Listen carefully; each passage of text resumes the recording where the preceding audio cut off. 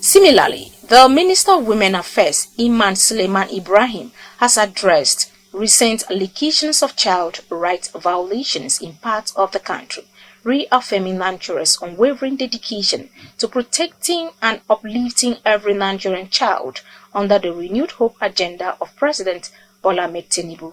Speaking during an official visit by the African Committee of Experts on the Rights and Welfare of the Child on Monday in Abuja, the minister outlined the government's multi-layered strategy to safeguarding children, provide family support and strengthening of legal protection frameworks in the country.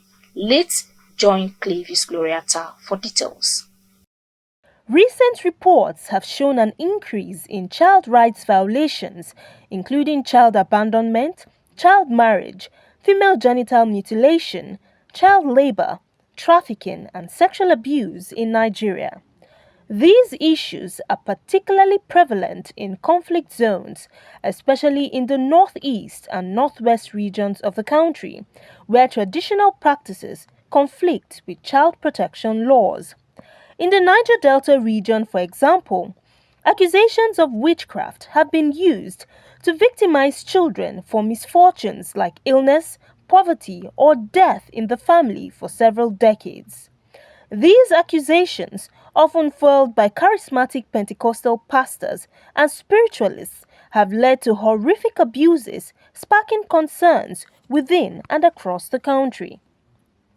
Addressing ongoing concerns among members of the international community, the Minister for Women Affairs, Ibrahim, emphasized the role of child protection, development, and family cohesion as not just policy objectives but national imperatives, while assuring stakeholders that the country would continue to take proactive and systemic steps in creating a safe, just, and nurturing environment for every child.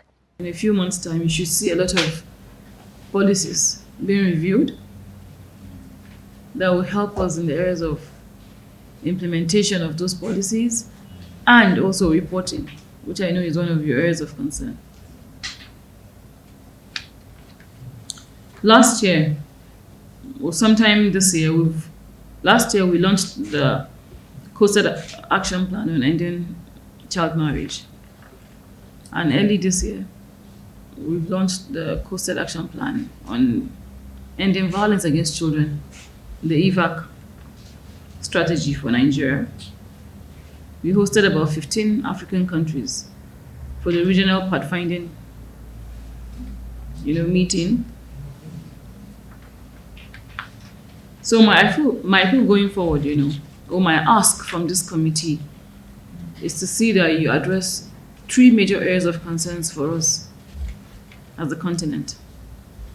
The first one is for us to have a strategy for an African child. The world is becoming smaller. Very soon, you won't be able to differentiate, the difference. So an African child will be an African child. So what strategy do we have? Strategy for protection, for development, and for advancement of an African child. So I feel that this committee is better positioned to be able to provide us with that kind of standing.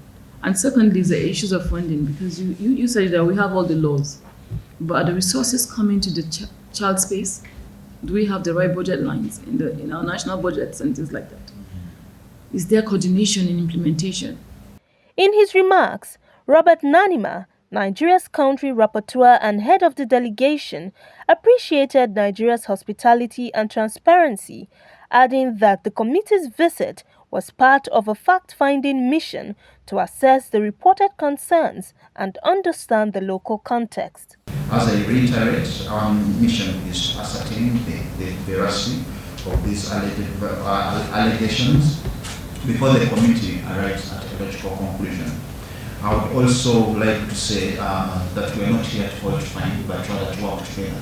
Because in Africa, there is a saying that it takes a village to raise a child, or it takes a community. So the African Union might be that community, the Federal Republic might be that community. What is important is that we help our children to get out the best that they can. Meanwhile, advocates are calling for stronger enforcement of laws, public awareness campaigns, and deeper collaboration to end all forms of violence against children. Gloria Atta, reporting for Clearview News.